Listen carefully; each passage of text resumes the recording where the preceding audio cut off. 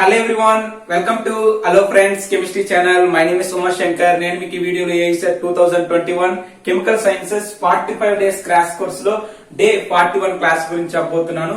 So day 41 class లో మనం ఏం డిస్కస్ చేస్తామంటే D block elements and metal carbonates. Okay, so D block elements metal carbonates నుండి మనకి AICET examination point of view వచ్చే bits అని ఏ విధంగా అడుగుతారు, వాటిలో వచ్చి ఇంపార్టెంట్ టాపిక్స్ ఏంటో ఒకసారి చూద్దాం.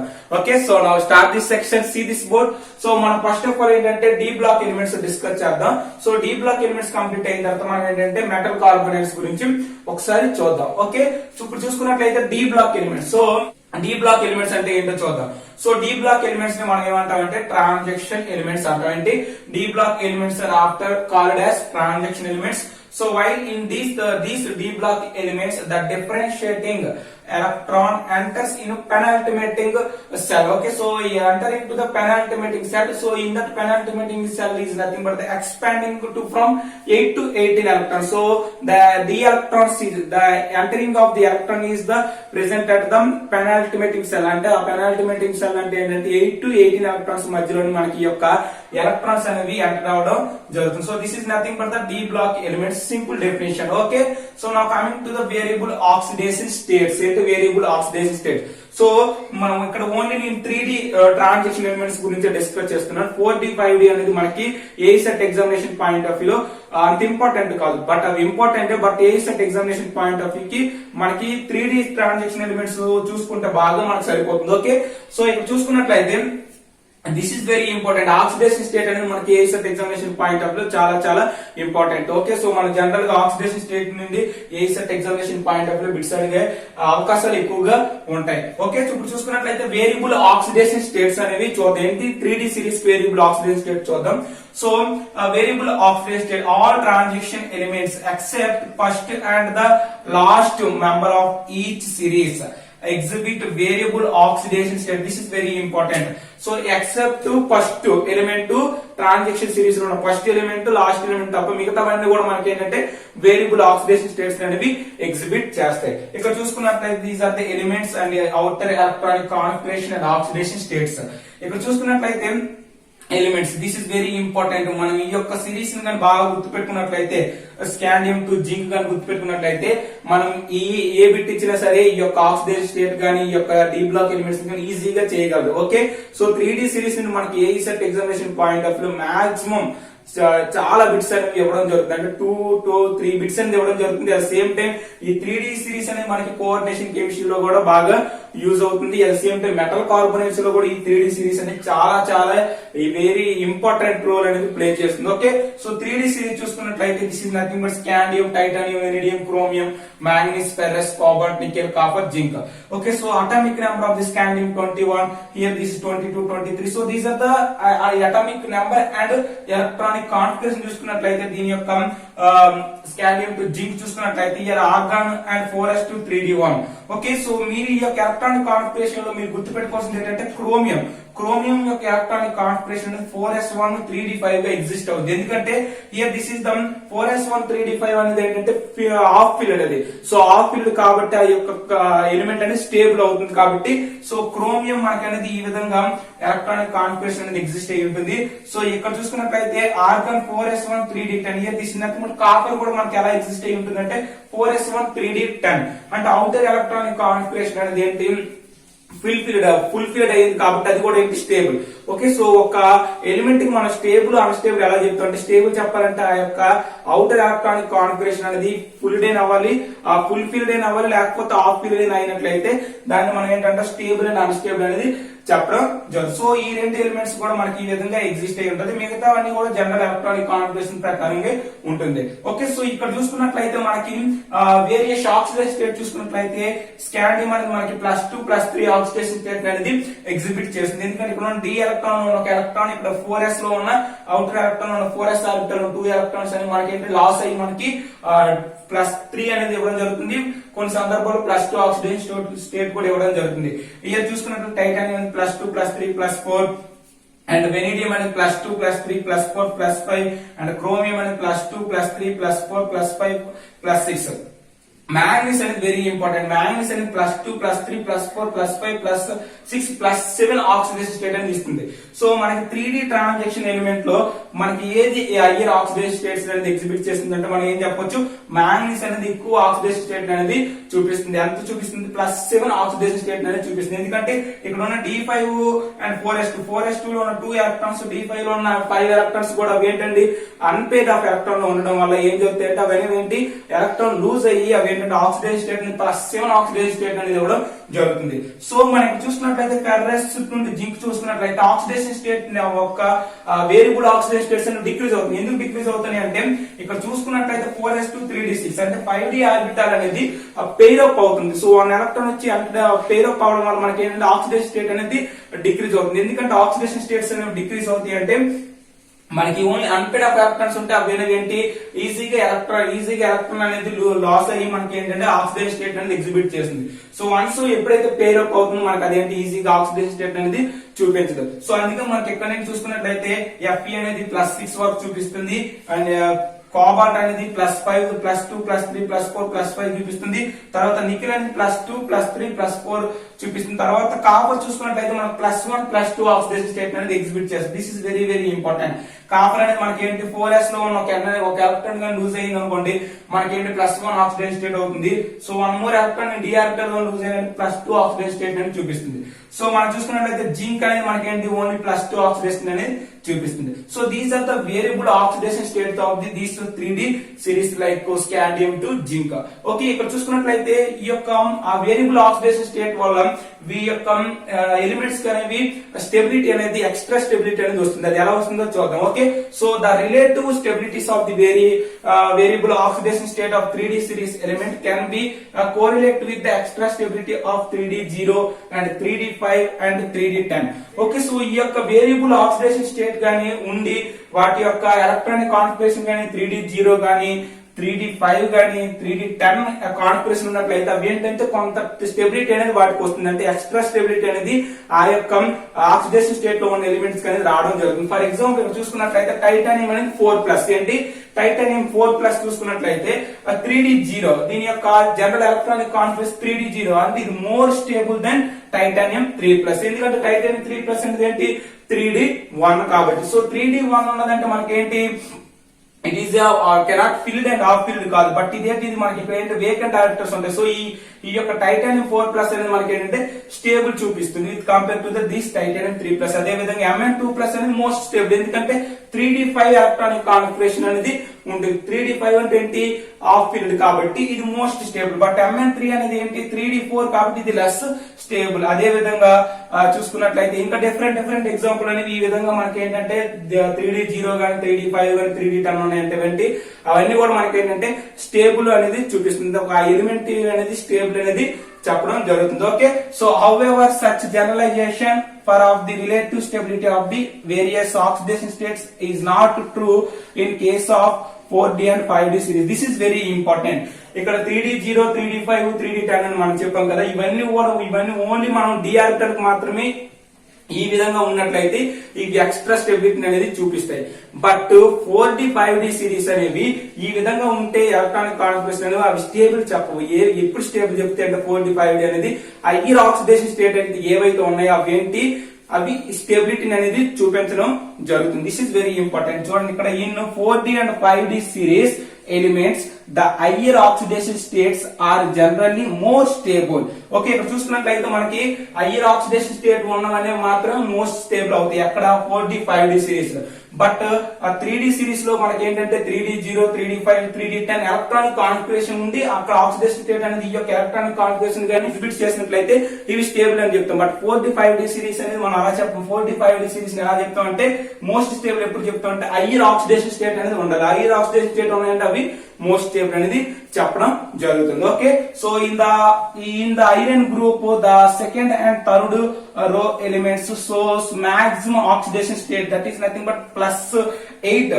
So compared with the +6 or Fe. ఇక్కడ చూసుకున్నట్లయితే ఐరన్ గ్రూప్ లో ఉన్న సెకండ్ అండ్ థర్డ్ రో లో ఉన్న ఎలిమెంట్స్ అనేవి ఏంటంటే ఎక్కువ ఆక్సిడేషన్ స్టేట్ అనేది చూపిస్తాయి. 4D 5D సిరీస్ అనేది ఎక్కువ ఆక్సిడేషన్ స్టేట్ అనేది ఎప్పుడు ఏవి చూపిస్తాయి అంటే ఐరన్ గ్రూప్ కింద అంటే ఐరన్ తర్వాత రుథీనియం ఆస్మియం ఇవన్నీ +8 ఆక్సిడేషన్ స్టేట్ అనేది చెప్పడం జరుగుతుంది. So these 2 bits are very important in our ASET examination point of view. Okay, so in 4D series higher oxidation state exhibit is ruthenium. Ruthenium మనకి higher oxidation state ఎంత చూపిస్తుందంటే +8 ని చూపిస్తుంది. అదే విధంగా 5D series hire oxidation state is exhibit osmium. Osmium అనేది మనకి +8 oxidation state అనేది exhibit చేస్తుంది. సో అందుకే ఈ రెండు ఆక్సిడేషన్ స్టేట్ అనేవి ఈ రెండు ఎలిమెంట్స్ కూడా మనకి ఏంటంటే హైలీ ఎలక్ట్రాన్ నెగటివిటీ ఆటమ్స్ తో కలిపి బాండ్ ఫార్మేషన్ లో అయ్యి మనకి ఏంటంటే స్టేబుల్ కాంపౌండ్స్ అనేవి ఫార్మ్ చేయడం జరుగుతుంది. So these two are very very important in our ASET examination point of view. Okay, in 5D series మనకేంటి ఆస్మియం అనేది హైయెస్ట్ ఆక్సిడేషన్ స్టేట్ ని చూపిస్తుంది. రుథీనియం అనేది 4D సిరీస్ లో రుథీనియం అనేది హైయర్ ఆక్సిడేషన్ స్టేట్ అనేది చూపిస్తుంది. ఎంత అంటే +8 ఆక్సిడేషన్ వరకు చూపించడం జరుగుతుంది. So this is the very important information about this variable oxidation state of this 3D series. Okay, so first of all this is clear. So now coming to the another important concept of these D block elements. Okay friends, so now coming to the another important concept in this D block elements. So D block elements లో మనం next important concept చూసుకున్నట్లయితే magnetic properties. Okay, so మనం ఏం discuss చేసాం already variable oxidation states అని discuss చేయడం జరిగింది 3D series కి. ఇప్పుడు ఏంటంటే మ్యాగ్నెటిక్ ప్రాపర్టీస్ ఏంటో చూద్దాం. So on the basis of magnetic properties substances are classified into 2 categories. So that is nothing but paramagnetic substances and diamagnetic substances. So in that paramagnetic substances are weakly attracted into magnetic field. ఈ యొక్క substances ని గాని మనం magnetic field లో పెట్టినట్లయితే అవి week గా attract అనేది అవడం జరుగుతుంది. ఫర్ ఎగ్జాంపుల్ డయామాగ్నెటిక్ సబ్స్టెన్సెస్ ని గాని మనం magnetic field లో పెట్టినట్లయితే అవేంటి repelled by magnetic field. అంటే magnetic field తో అదేంటవుతుంది repelled అవుతుంది. So this is nothing but the diamagnetic substances and paramagnetic substances. So paramagnetic substances caused by the presence of unpaired of electrons or unpaired of electrons అనే presence అయి ఉన్నాయనుకో మనకేంటి paramagnetic substances అనేవి paramagnetic nature అనేది causes అవుతుంది. ఒకవేళ diamagnetic substances అనేది ఎలా cause అవుతుందంటే by the presence of paired electrons. So paired electrons ఉన్నాయనుకోండి ఒకవేళ అక్కడ ఉన్న సబ్స్టెన్సెస్ లో ఏం జరుగుతుందంటే అదేంటవుతుందంటే డయామాగ్నెటిక్ నేచర్ అనేది చూపించడం జరుగుతుంది. So these 2 points are very important in our ASET examination point of view. Okay, so in transaction elements, most of the transaction elements are present in unpaired of electrons. So it shows the paramagnetism. So maximum మనకు unpaired of electrons presence ఉన్న అన్ని transaction elements కూడా paramagnetic nature అనేది చూపించడం జరుగుతుంది. So these 2 points are very important in our ASET examination point of view. Next చూసుకున్నట్లయితే magnetic movement. ఒకవేళ magnetic movement ని క్యాలిక్యులేట్ చేయడానికి ఫార్ములా ఏంటంటే μm is equal to √n into n plus 2 into Bohr magneton. So here this is the m is nothing but the number of unpaired of electrons. It is number of unpaired of electrons. For example మనం ఒక metal తీసుకున్నాం అనుకోండి, ఆ యొక్క metal లో మనకి ఒక unpaired of electron ఉన్నట్లయితే దాని యొక్క మ్యాగ్నెటిక్ మూవ్మెంట్ ఎంత వస్తుందంటే √1 into 1 plus 2 అంటే 1.73 బోర్ మ్యాగ్నెటోన్ అనేది రావడం జరుగుతుంది.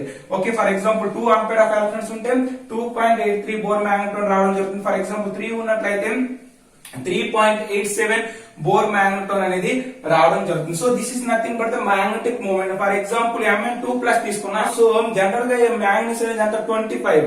ఓకే, దాని యొక్క అటామిక్ నెంబర్. బట్ Mn2+ అంటే 2 ఎలక్ట్రాన్స్ అనేవి లాస్ అవుతున్నాయి. ఎక్కడ అవుతున్నాయి అంటే 4s ఆర్బిటాల్ లోని 2 ఎలక్ట్రాన్స్ లాస్ అవడం వల్ల ఆర్గాన్ 4s03d5 వస్తుంది. సో 3d5 అనే జనరల్ ఎలక్ట్రానిక్ కాన్ఫిగరేషన్ చూసుకున్నట్లయితే 5 అన్పేడ్ ఆఫ్ ఎలక్ట్రాన్స్ ఉంటాయి.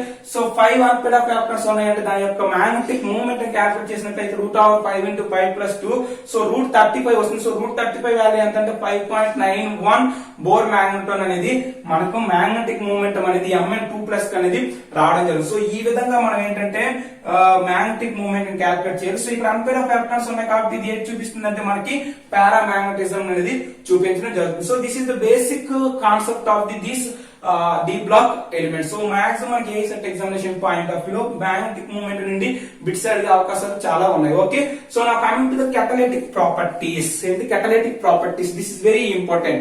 ఈ యొక్క ట్రాన్సాక్షన్ ఎలిమెంట్స్ అనేవి ఏంటి 3D గాని 4D గాని 5D సిరీస్ గాని ఇవేం జరుగుతాయంటే ఇక్కడ మనకి వేరియబుల్ ఆక్సిడేషన్ స్టేట్స్ తర్వాత అక్కడ వేకెంట్ ఆర్బిటల్స్ ఉండడం వల్ల ఇవేం చెప్తుందంటే different type of catalytic properties అనేది చూపించడం జరుగుతుంది. అంటే ఏంటి ఆ యొక్క మెటల్ అనేది కాంప్లెక్స్ ఫార్మ్ చేయడం జరుగుతుంది కాబట్టి మనం చూసుకున్నట్లయితే కోఆర్డినేషన్ కెమిస్ట్రీలో మెటల్ అనేది ఏంటి different types of metal carbon metal complexes అనేది ఎగ్జిబిట్ చేస్తుంది కాబట్టి సో వీటికంటూ కొన్ని catalytic ప్రాపర్టీస్ అనేది ఉన్నాయి. సో catalytic ప్రాపర్టీస్ చూసుకున్నట్లయితే nickel is used for hydrogenation of oils. Hydrogenation oils ని హైడ్రోజనేషన్ చేయడానికి నికిల్ అనే క్యాటలిస్ట్ అనేది మనం నికిల్ అనేది యూజ్ చేయడం జరుగుతుంది. This is very important key points in our ASET examination point of view. Iron and molybdenum catalysts are used for the manufacture of ammonia. So అమోనియాని prepare చేయడానికి అంటే manufacture చేయడానికి ఈ యొక్క ఐరన్ ని మాలిబ్డినియం మన క్యాటలిస్ట్ గా యూజ్ చేస్తాం. ఇక్కడ ఐరన్ అనేది మనకి ఏంటి క్యాటలిస్ట్, ఇక్కడ మాలిబ్డినియం అనేది ప్రమోటర్ గా యాక్ట్ చేస్తుంది. ఓకే, సో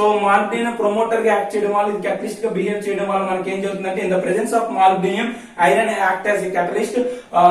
మనకి ఏం జరుగుతుందంటే అమోనియా అనేది మ్యానుఫ్యాక్చర్ చేయడానికి ఇది అనేది యూజ్ అవుతుంది. So this is very very important in our ASET examination point of view. So ammonia manufacture reaction along with 3H2 plus N3 gives rise to 2 moles of NH. That is the reaction of the manufacture of ammonia. Okay, so vanadium oxide V2O5 and V2O5 is used for the manufacture of sulfuric acid by contact process. This is very very important. Contact process లో sulphuric acid ని manufacture చేయడానికి మనకి ఏంటి vanadium oxide అనేది catalyst గా use చేస్తారు. Okay, vanadium oxide is nothing but V2O5. ఏంటి V2O5 అనేది మనం ఏంటి manufacture of sulphuric acid by contact process లో దీన్ని యూజ్ చేయడం జరుగుతుంది. సో ఫోర్త్ వన్ చూసుకున్నట్లయితే manganese oxide is used in the decomposition of hydrogen peroxide. So hydrogen peroxide అనేది డీకంపోజ్ చేయడానికి అనేది మనం ఏంటి మ్యాంగనీస్ ఆక్సైడ్ అనేది క్యాటలిస్ట్ గా యూజ్ చేయడం జరుగుతుంది. So these 4 points are very important in our ASET examination point of view. Okay, so now coming to the another important key point చూసినట్లయితే transaction element source DD transaction. Okay, ఇవేంటంటే DD transaction అనేది చూపిస్తుంది. అంటే d orbital లోనికి ఉన్న అంటే ఇక్కడ ఉన్న ఒక d ఆర్బిటల్ లోని ఎలక్ట్రాన్ కు అంటే అదే d ఆర్బిటల్ లోని ఎలక్ట్రాన్స్ కు DD ట్రాన్సాక్షన్స్ అనేవి జరుగుతుంది. సో ఇలా DD ట్రాన్సాక్షన్ జరగడం వల్ల మనకి ఏం జరుగుతుందంటే కలర్స్ అనేవి ఎగ్జిబిట్ చేస్తాయి. This is very very important in our ASET examination point of view. Transaction element source DD transaction, it can exhibit colors. If unpaired of electrons are present, it can shows color, and lone pair of electrons are present, it can shows colorless. Okay, so ఇక్కడ ఏంటి unpaired of electrons ఉంటే మనకు colour చూపిస్తుంది, loan pair of electrons ఉంటే colourless అనేది చూపిస్తుంది. For example nickel 2+ చూసుకున్నాం, దాని యొక్క నికిల్ 2+ చూసుకున్నట్లయితే అటామిక్ నెంబర్ 26 వస్తుంది. ఎందుకంటే 2 electrons is gone in 4s orbital. So మనకి ఏంటి 2 అన్పేడ్ ఆఫ్ ఎలక్ట్రాన్స్ ఉన్నాయి కాబట్టి ఇది ఏంటి కలర్ అనేది చూపిస్తుంది. సో ఇది నికిల్ 2+ అని మనం జనరల్ గా గ్రీన్ కలర్ అనేది ఎగ్జిబిట్ చేయడం జరుగుతుంది. ఫర్ ఎగ్జాంపుల్ జింక్ 2+ తీసుకున్నట్లయితే 28 అటామిక్ నెంబర్, ఎందుకంటే 2 electrons is gone in 4s orbital.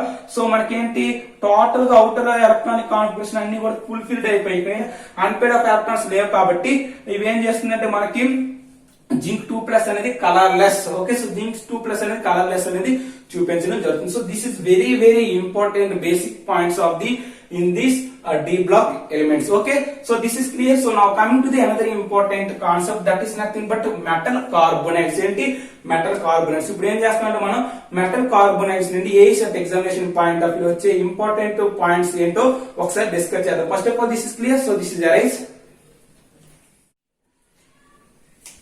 Okay friends, so now coming to the another important concept, the concept name is metal carbonides. Okay, so మనం ఏంటి D block elements discuss చేయడం జరిగింది. ఇప్పుడు ఏంటంటే metal carbonyls. సో metal carbonyls నుండి మనకి ASET examination point of view వచ్చే బిట్స్ అనేవి ఏ విధంగా అడుగుతారో ఒకసారి డిస్కస్ చేద్దాం. Okay, so now see this board. ఇక్కడ చూసుకున్నట్లయితే మెటల్ కార్బోనైడ్స్. సో మెటల్ కార్బోనైడ్స్ చూసుకున్నట్లయితే the compound of carbon monoxide with most of transaction metals are known as metal carbonides. Okay, so metal carbonide is nothing but the compound of carbon monoxide. So carbon monoxide is bonded to the transition metals, is also known as metal carbonides. Okay, so carbonides are covalent compound. Carbonides అనేవి covalent compound. Metal carbonides అనేవి covalent compound in which carbon monoxide is bound as such to the metal. So metal తోని carbon monoxide అనేది covalent bond formation లో ఉంటుందంట. Okay, so this is nothing but the metal carbonides. So these are very important. The classification of metal carbonides are very important. So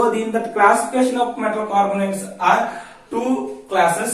That is nothing but the mononuclear metal carbonides and polynuclear metal carbonides.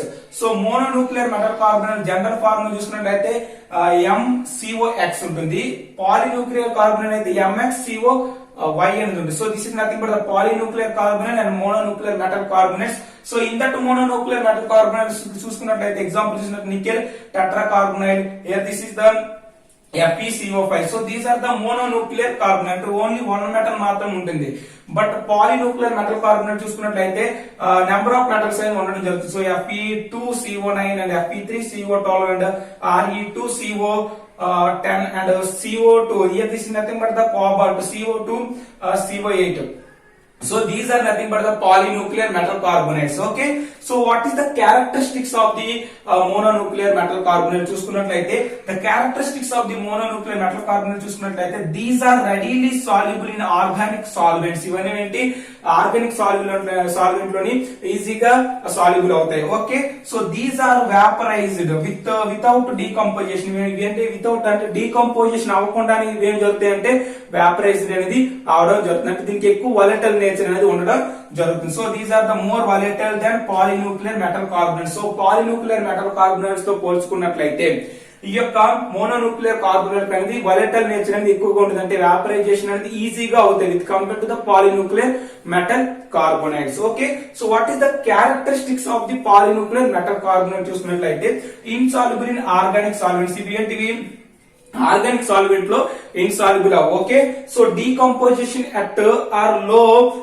There melting point. ఇవేంటంటే decomposition అవుతాయి ఎక్కడంటే at low melting point. So low melting point ఇవేంటంటే decomposition అవడం అనేది జరుగుతుంది. So these are nothing but the characteristics of mononuclear metal carbonates and polynuclear metal carbonates. Okay, so structure of carbonates. So carbonate యొక్క structure చూసుకున్నట్లయితే according to EAN approach. So EAN approach ప్రకారం carbonate యొక్క structure అనేది ఏ విధంగా చెప్పడం జరుగుతుందో చూద్దాం. ఓకే, సో EAN అప్రోచ్ చూసుకున్నట్లయితే the lone pair of electrons on the carbon atom of carbon monoxide. ఏంటి, lone pair of electron is present at the carbon of the carbon monoxide. ఉన్న కార్బన్ యొక్క లోన్ పేర్ ఆఫ్ ఎలక్ట్రాన్ అనేది can be used forming a dative bond with certain metals. So metals తోని ఇక్కడ ఈ యొక్క carbon దగ్గర ఉన్నది ఈ యొక్క కార్బన్ మోనాక్సైడ్ లో కార్బన్ దగ్గర ఉన్న లోన్ పేర్ ఆఫ్ ఎలక్ట్రాన్ అనేది మెటల్ తో డేటివ్ బాండ్ ఫార్మ్ చేసి మనకి ఏంటంటే కార్బోనేట్స్ అనే మెటల్ కార్బోనేట్స్ అనేవి రావడం జరుగుతుంది. This is very very important in our ASET examination point of view.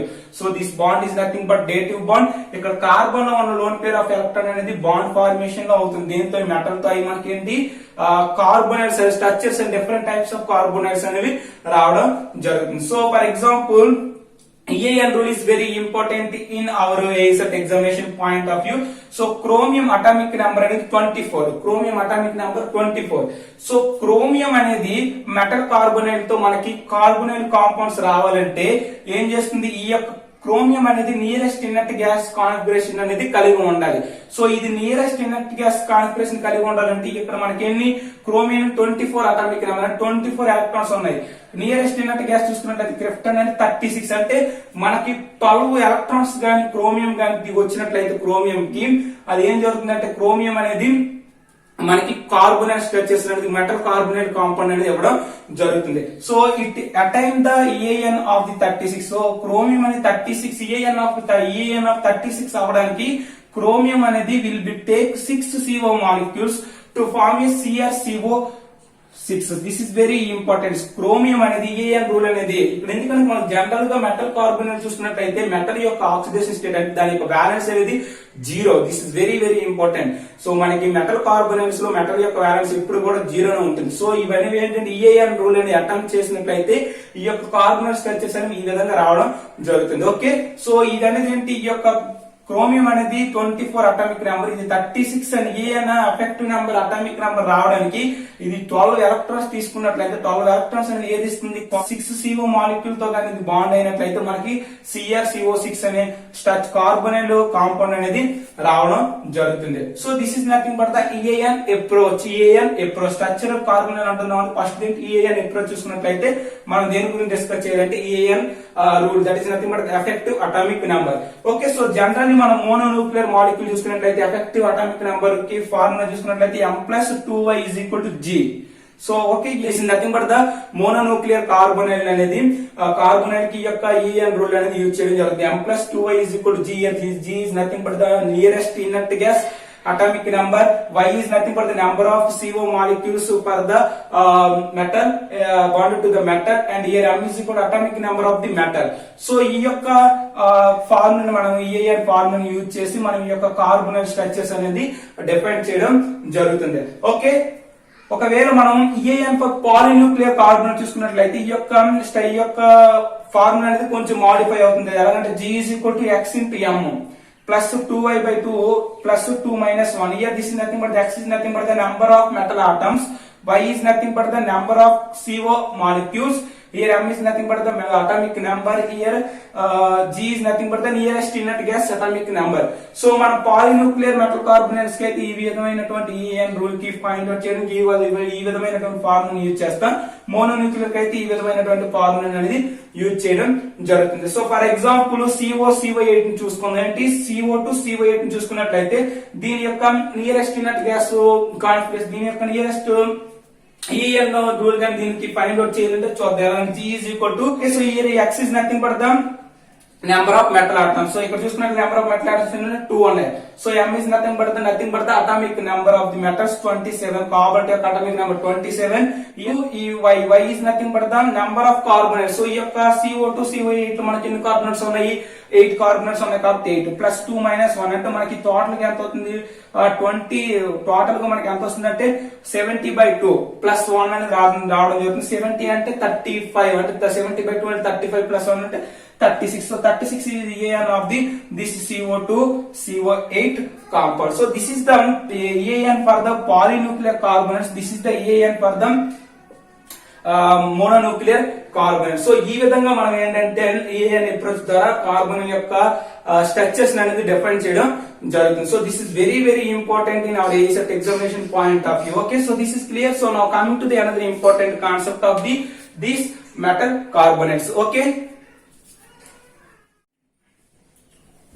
okay friends, so now coming to the another important concept in this metal carbonate. So metal carbonate another important concept చూసుకున్నట్లయితే molecular orbital approach. మనం ఇప్పుడు ఏం చూసామంటే ఇంతకు ముందు EAN approach చూసాం. ఇప్పుడు ఏంటంటే మాలిక్యులర్ ఆర్బిటల్ అప్రోచ్ చూద్దాం. Okay, so in the formation of carbon monoxide, okay, in the formation of carbon monoxide, carbon undergo sp hybridization. This is very very important. Okay, carbon monoxide formation చూసుకున్నట్లయితే carbon అనేది undergo sp hybridization. ఏంటి sp hybridization?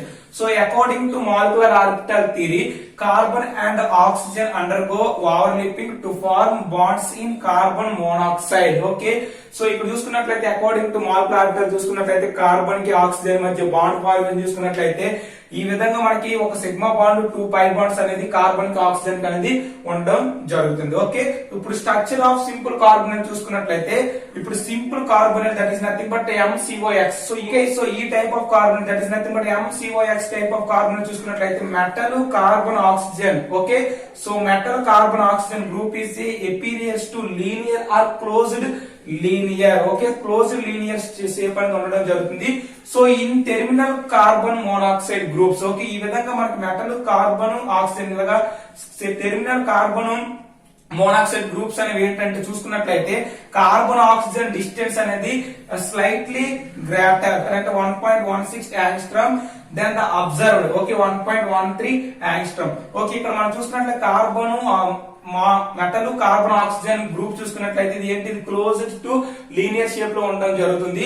So ఈ విధంగా చూసుకున్నట్లయితే metal కి terminal గా ఉండి carbon monoxide molecule చూసుకున్నట్లయితే కార్బన్ కి ఆక్సిజన్ కి డిస్టెన్స్ అనేది ఎక్కువగా ఉంటుంది with compare to the simple okay, so simple carbon monoxide లో కార్బన్ కి ఆక్సిజన్ బాండ్ డిస్టెన్స్ కన్నా దీంట్లో మెటల్ తో బాండ్ అయినప్పుడు ఈ యొక్క కార్బన్ కి ఆక్సిజన్ డిస్టెన్స్ అనేది ఎక్కువగా ఉండడం జరుగుతుంది. అంటే 1.16 యాంగ్స్ట్రామ్ అనేది చూపిస్తుందంట. ఇప్పుడు అబ్జర్వ్ 1.13 యాంగ్స్ట్రామ్. అంటే ఇన్ సింపుల్ కార్బన్ మోనాక్సైడ్ కన్నా bonded to the metal in carbon monoxide oxygen carbon distance అనేది ఈ విధంగా ఎంత ఉంటుంది అంటే 1.16 యాంగ్స్ట్రామ్ అనేది ఉండడం జరుగుతుంది. So carbon metal distance are somewhat less than that of the single bond. Okay, carbon కి మెటల్ కి మధ్య సింగిల్ బాండ్ ఉంటుంది కదా. సో దీని డిస్టెన్స్ అనేది ఎలా ఉంటుందంటే సమ్ వాట్ లెస్, అంటే దీని డిస్టెన్స్ ఎలా ఉంటుందంటే some what less then single bond. అంటే సింగిల్ బాండ్ జనరల్ గా మనం సింగిల్ బాండ్ లో ఉన్న డిస్టెన్స్ కన్నా కొంచెం తక్కువగా ఉండడం అనేది జరుగుతుంది. అంటే అక్కడ మెటల్ కి కార్బన్ కి అనేది